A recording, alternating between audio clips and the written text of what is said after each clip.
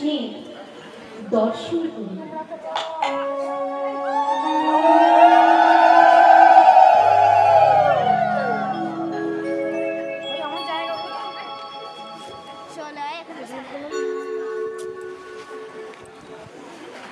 আজ আমি প্রভুর দর্শনে যাব সেই গোলক বৃন্দাবন। বিনা জানতে তান বাজিয়ে গাইতে গাইতে যাচ্ছি ওরে বৃন্দাবনে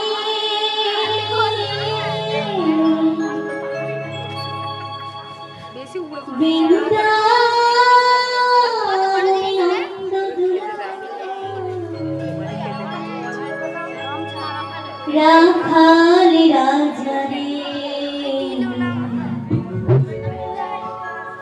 আমার রাখালিয়া সুরে সুরে বাঁশি বাজারে রাখালিয়া সুরে সুরে বাঁশি বাজায় ওরে বৃন্দাবনে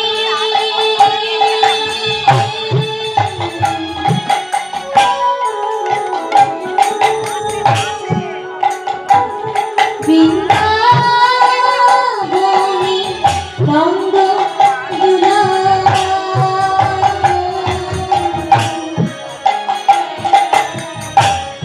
রাখাল রাজা রে রাখালিয়া সুরে সুরে বাঁশি বাজারে রাখালে রাখালিয়া সুরে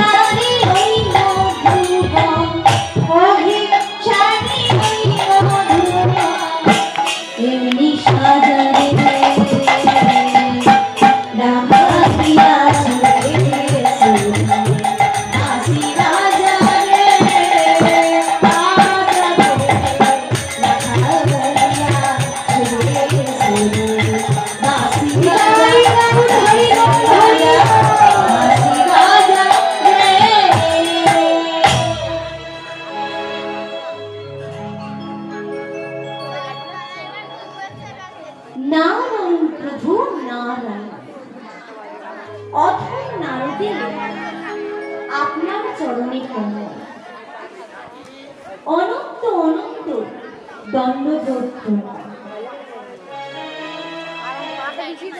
নারদ গিয়ে ঢুকেছে প্রভুর কাছে। প্রভু তখন গালে হাত দিয়ে কি যেন ভাবছিল। গাল থেকে হাত ছেড়ে নারদকে দেখতে পেয়ে বলল, ও কে নারদ, বসো।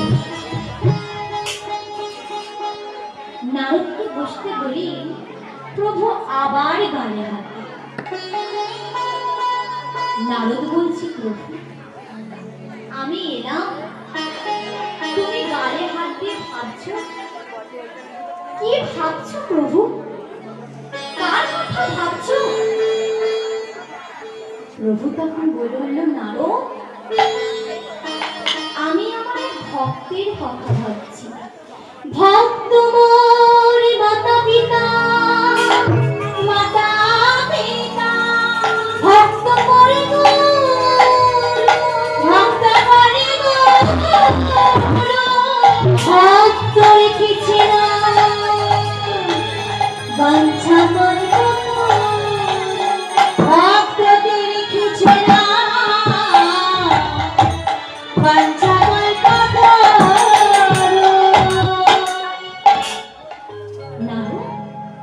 আমি আমার সেই ভক্তের কথা ভাবছি। নারদ বলছে, প্রভু আমি তো তোমার সব থেকে বড় ভক্ত। না নারদ, তোমার থেকে বড় ভক্ত আছে। কোথায় আছে প্রভু? বলে, কেন মর্তধামে? নারদ তখন হাসছে, হাসতে হাসতে বলছে, প্রভু মর্তধামে আমার ভক্ত আছে নাকি গো?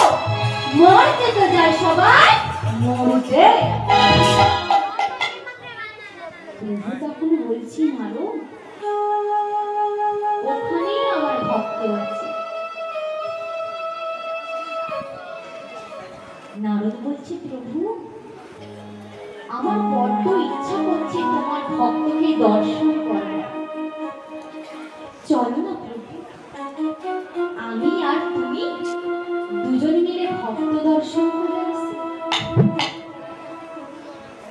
প্রভু নারায়ণ বলে উঠলেন, নারদ আমারও তো অনেকক্ষণ থেকে ভক্ত দর্শন করবার ইচ্ছা হচ্ছে, কিন্তু আমি কোনো সঙ্গী খুঁজে পাচ্ছি না।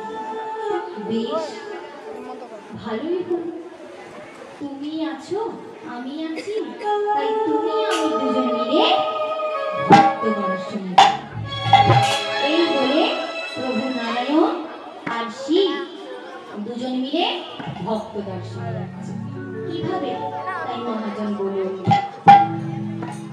ভক্তগণ ধরি প্রভু কাঁদিয়া কাঁদিয়া আজি নারদ সহিত গোলকের চলিল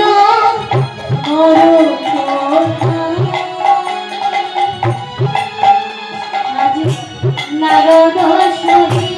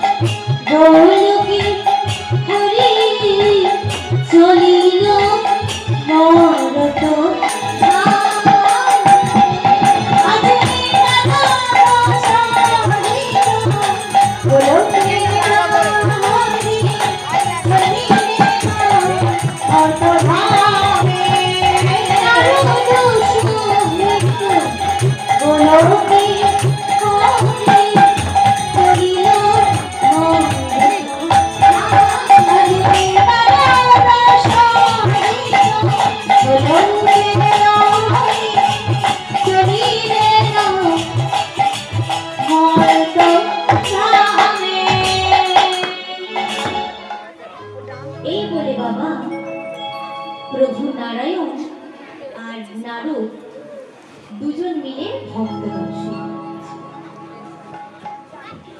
বৈকুণ্ঠ থেকে মর্তধামে আসার মাঝখানে পড়বে কৈলাস ধাম। বাবা কৈলাসে কে থাকে? কৈলাসে শিব থাকে। শাস্ত্রে বললেন বৈষ্ণব বানাং বার্ণাং যথা শম্ভু, অর্থাৎ বৈষ্ণবদের মধ্যে পরম ভক্ত হলেন শিব ঠাকুর। নারদ এদিকে কৃষ্ণ নাম গাইতে গাইতে যাচ্ছে আর ওইদিকে শিব ঠাকুর রাম নাম জপ করছে। কীর্তন শুনতে পেয়ে বলে উঠলেন কে যায়? নারদ তখন মুচকে এসে ছলনা করে বলে উঠলেন প্রভু ভোলানাথ শিব ঠাকুর আপনাকে ডাকছে। শিব ঠাকুর এখানে নিজেই রাম নাম জপ করছে আর নারদ ছলনা করে বলছে প্রভু শিব ঠাকুর আপনাকে ডাকছে। নারদের মনের কথা বুঝতে পেরে প্রভু যেই দেখলেন নারায়ণ নারদের সাথে এসছে, অমনি সঙ্গে সঙ্গে গিয়ে নারদকে গিয়ে বলছেন নারদ ইনি কে বলুন তো? নারদ বলছে উনি হলেন নারায়ণ। নারদ তখন মনে মনে ভাবছেন শিব ঠাকুর হয়ে প্রভুকে চিনতে পারছেন, আবার জিজ্ঞাসা করছে উনি কে? শিব ঠাকুর আর প্রভু নারায়ণ দুজন দুজনকে আলিঙ্গন করে এবং বলছেন প্রভু কোথায় যাচ্ছেন? নারদ তখন বললেন প্রভু যাচ্ছে স্বর্গে। শিব ঠাকুর তো অবাক হয়ে গেছে, কেন প্রভু স্বর্গে যাচ্ছে কেন? নারদ প্রভুকে কিছু বলতেই দিচ্ছে না, নিজেই সব উত্তর দিচ্ছে। নারদ তখন বলছে ওই স্বর্গে প্রভুর ভক্ত আছে। শিব ঠাকুর দেখে চমকে গেলেন, কি স্বর্গে আমার ভক্ত থাকে নাকি? নারায়ণ তখন বলছে চলুন না, কিরকম ভক্ত দেখতে পাবো। এই বলে শিব ঠাকুর নারায়ণকে বলছেন প্রভু আমারও বড্ড ইচ্ছা করছে তোমার ওই ভক্তকে দর্শন করতে, চলো না প্রভু আমরা তিনজনে ভক্ত দর্শন যাই। নারদ তখন বলছে প্রভু আমরা তো এভাবে সেজে যেতে পারবো না, আমরা ভক্ত বৈষ্ণব সেজে যাব। মুন্ডিত মস্তক, পরনে গেরুয়া পোশাক, দ্বাদশ অঙ্গে তিলক, কণ্ঠে সুশোভিত, হাতে হরিনামের ঝোলা নিয়ে পুনরায় ভক্ত বৈষ্ণব সেজে তারা রওনা হবেন। যেই রওনা হবেন নারদ তখন ছলনা করে বলল প্রভু কত ক্ষুধা পেয়েছে, অর্থাৎ খিদে পেয়েছে। এখানে কোথাও অন্য ব্যঞ্জন অর্থাৎ ভাত ডাল তরকারি পাওয়া যাবে না? শিব ঠাকুর বলছে নারদ তুমি তো এসেছো ভক্ত দর্শন, তো ভক্ত দর্শন যাওয়ার আগেই তুমি সেবা করবে? নারদ বলছে প্রভু কি করবো বলুন, বড্ড খিদে পেয়ে গেছে, অর্থাৎ না তো খেয়ে যেতে পারবো না ভক্ত দর্শন করতে, সেই জন্য প্রভু চলুন না আমরা কোন এক ধনী ভক্তের বাড়িতে যাই। শিব ঠাকুর বললেন ঠিক আছে চলুন। প্রভু নারায়ণ বললেন আচ্ছা বেশ তাই হবে, আমার এক বন্ধু চেনা আছে আমি তার বাড়িতেই যাই। এই বলে নারদ প্রভু শিব নারায়ণ তারা তিনজন মিলে কোন এক ধনী জমিদারের বাড়ি এসে দারোয়ানকে দেখতে পেয়ে বলে উঠল নারায়ণ নারায়ণ নারায়ণ। দারোয়ান বলে উঠল কি চাই? নারদ তখন বলছে আমরা 3 দিনে উপবাসী, আমরা একটু সেবা করতে চাই। দারোয়ান বলছে প্রভু আমি কি করতে পারি বলুন? আমি তো সামান্য চাকর, আমি এখানে রোজ দাঁড়িয়ে থাকি, যে আসে তার খবর মহারাজকে গিয়ে দিই। তো আপনারা এখানে একটু দাঁড়ান, আমি আমার জমিদার বাবুকে গিয়ে জিজ্ঞাসা করে আসি। আর এইদিকে জমিদার বাবু শিব ঠাকুরের পুজো করছেন আর গাইছেন কিভাবে, হর হর শঙ্কর ভোলা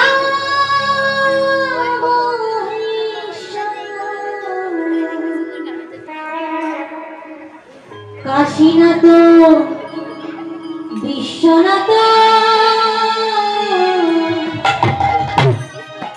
ভোলানাথ হর হর শঙ্কর ভোলা কাশীনাথ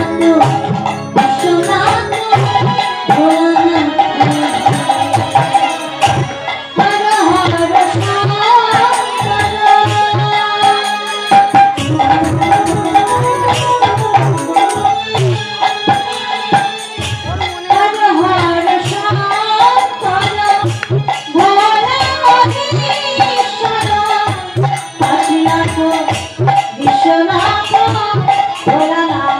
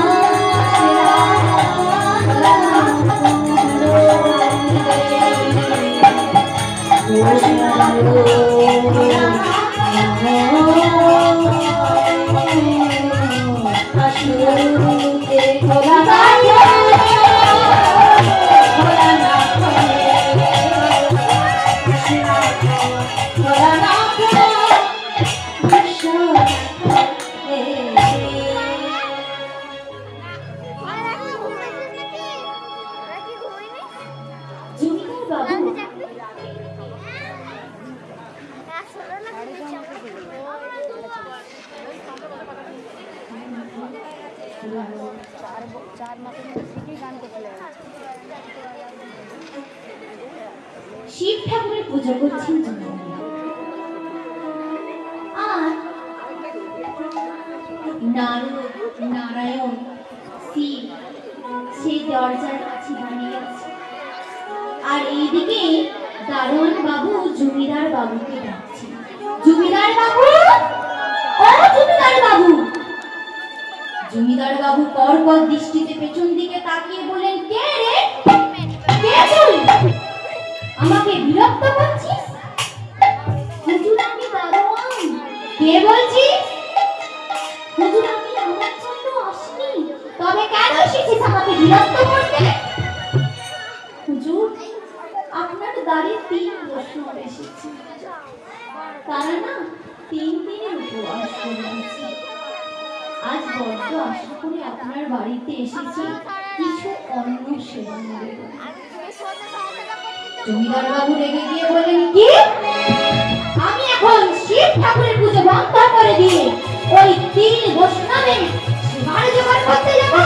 তুই যা, গিয়ে বল আমি ওই 3 বৈষ্ণবের সেবা নেব না, সেবা নেব না, সেবা নেব না। এমন সময় দারোয়ান জমিদার বাবুর পা ধরে কাঁদতে কাঁদতে বললে, জমিদার বাবু, তার থেকে সাধুগুরু বৈষ্ণবদের তাড়িয়ে দেবেন না। সাধুগুরু বৈষ্ণব আসে অনেক ভাগ্যর ফলে। আপনার বাড়িতে তারা 3 জনে এসেছে, আপনি আপনার দরজা থেকে তাদের দূর দূর করে তাড়িয়ে দিচ্ছেন।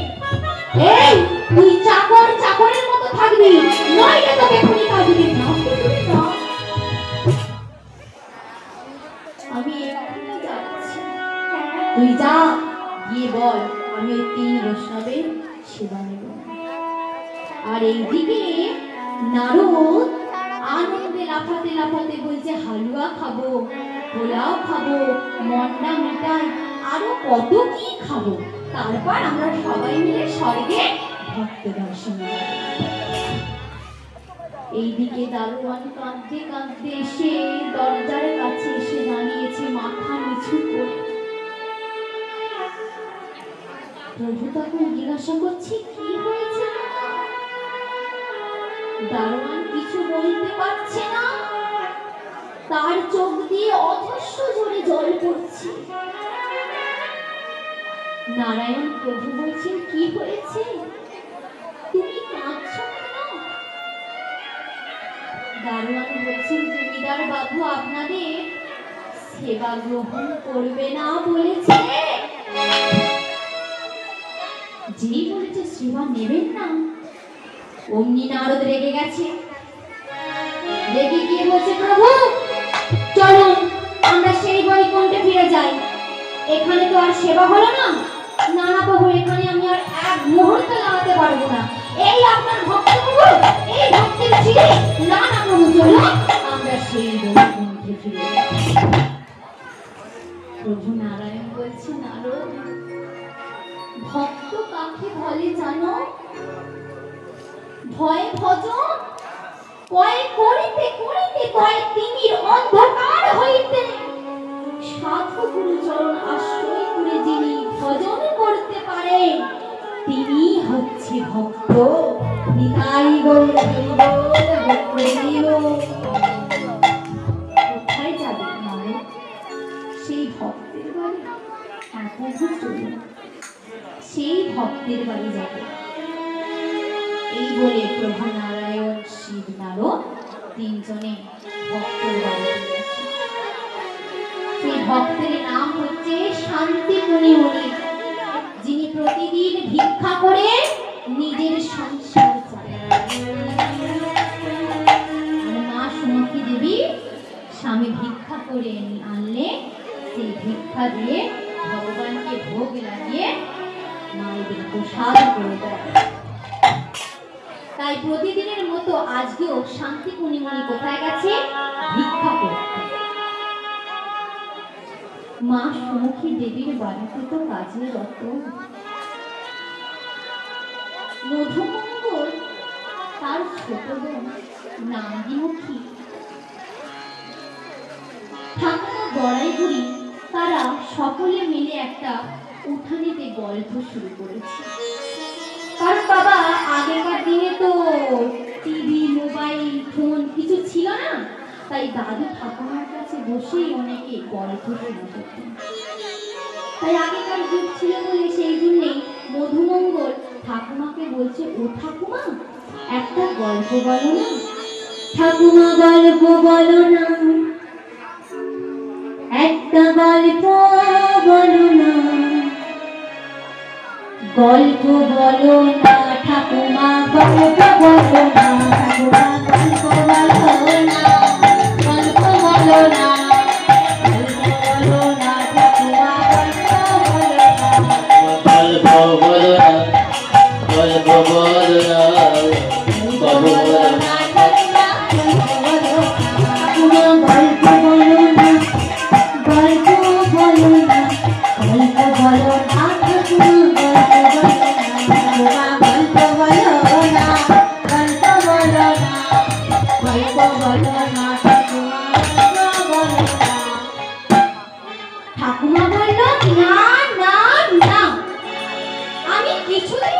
গল্প বলবো।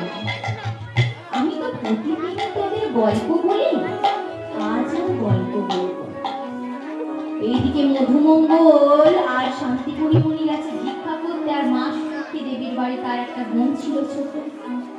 সেই ছোট বোনটা বলছে, দাদা দেখ আমাদের বাড়িতে 3 বৈষ্ণব এসেছে। 3 বৈষ্ণবকে গিয়ে মধুমঙ্গলে ছুটে গিয়ে প্রণাম করলো। বঞ্ছা কল্পতরুভশ্চ তরুভশ্চ কৃপা সিন্ধু ভয়েবচ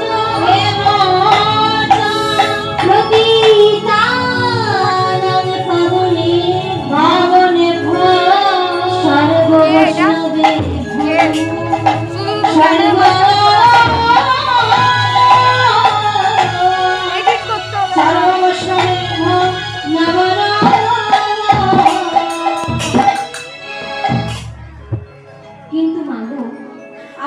সবাই জানে বৈষ্ণব এলে আগে কি করতে হয়, পা ধুতে হয়। কিন্তু মধুমঙ্গলদের বাড়িতে তো সোনার উপর ধরে যা পিতলের ঘটি তামা কিচ্ছু ছিল না। তাই মাটির ঘড়াতে করে জল এনে বৈষ্ণবদের পা ধুয়ে দিচ্ছে। আচ্ছা মায়েরা বাবারা বলুন তো, বৈষ্ণবদের কোন পাটা আগে ধোয়াতে হয়?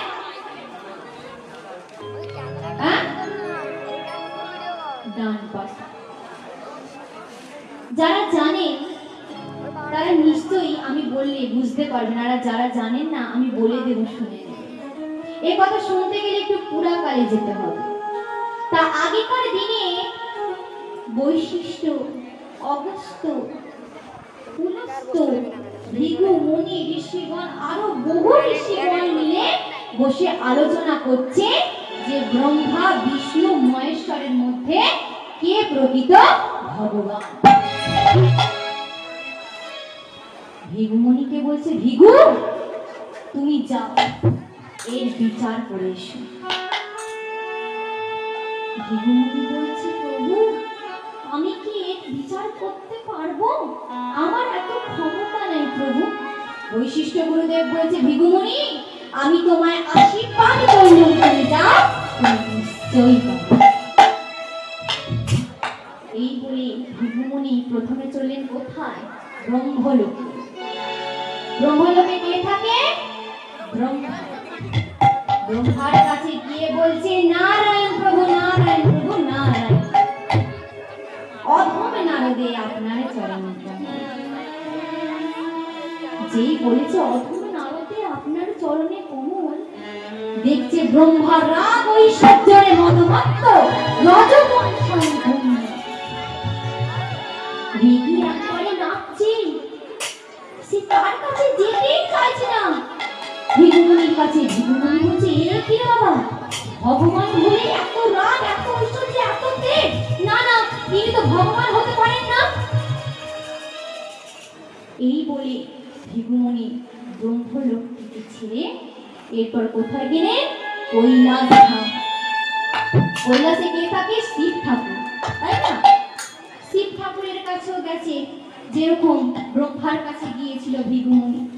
শিব ঠাকুরের কাছে গিয়ে বলছে, নারায়ণ প্রভু, নারায়ণ নারায়ণ, অধম নারদে আপনার চরণে কমল। যেই ভৃগুমণি কথা বলতে যাবে, শিব ঠাকুর গাঁজা, ভাঙ, ধুতরা খেয়ে বসে রয়েছে।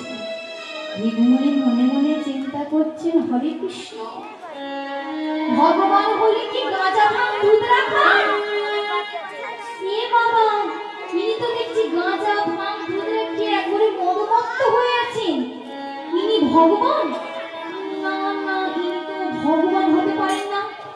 কি করি? বৈশিষ্ট্য গুরুদেব তো আমাকে পাঠিয়ে দিলেন, বুঝতে পারছি না কি করে বুঝবো যে কোনটা ভগবান। এরপর কৈলাস ধাম থেকে ছেড়ে কোথায় গেছে? বৈকুণ্ঠে। বৈকুণ্ঠে কে থাকে? নারায়ণ। নারায়ণের কাছে গিয়ে বলেছে একই কথা, নারায়ণ প্রভু, নারায়ণ নারায়ণ। দেখছেন নারায়ণ অন্য সেবা নিয়ে বিশ্রাম করছে আর লক্ষ্মী দেবী পদ সেবা করছে, তাই না? মনে মনে তখন ভাবছেন, ভগবান হয়ে এত স্নান্ত স্নিগ্ধ, আর ওই মা জননী বসে পদ সেবা করছেন আর উনি ঘুমোচ্ছেন, ইনি ভগবান কি হতে পারেন? তবে পরীক্ষা করি। এই বলে ভৃগুমুনি কি করলেন, নারায়ণের বুকে মানে বুকে মারলেন পদাঘাত,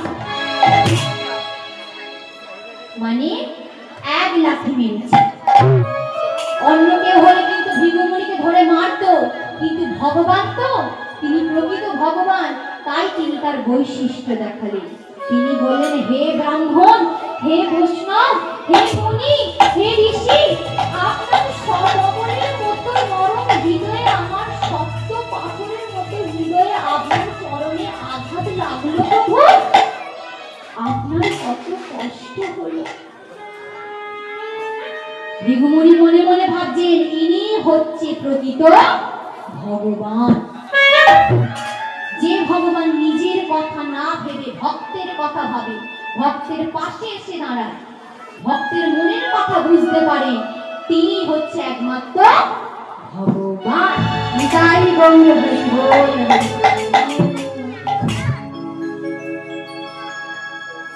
সেই দিন থেকে নারায়ণের বক্ষে ব্রাহ্মণ বৈষ্ণবদের অঙ্গের পা লেগে রইল বক্ষে।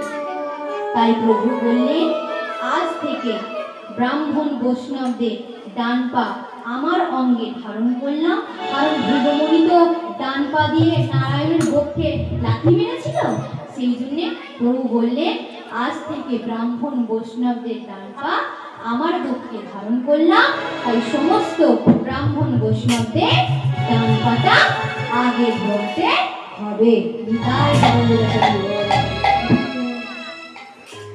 বসিতে আসন দেরি কি? তাই মধুমঙ্গল সেই মাটির ঘড়াতে করে জল এনে বৈষ্ণবদের ডান পাটা ধুইয়ে দিলেন। এইবার নারদ মুনি কে প্রচন্ড খিদে পেয়ে গেছে, তিনি আর দাঁড়িয়ে থাকতে পারছেন, তাই কি করেছেন, মধুমঙ্গলের বাড়িতে তো বসবার আসন ছিল না, তাই বাইরে থেকে পাতা এনে আসনের মতো করে চাটা তৈরি করে বৈষ্ণবদের বসতে দিয়েছে, কারণ তারা ছদ্মবেশে আছে, তারা প্রকৃত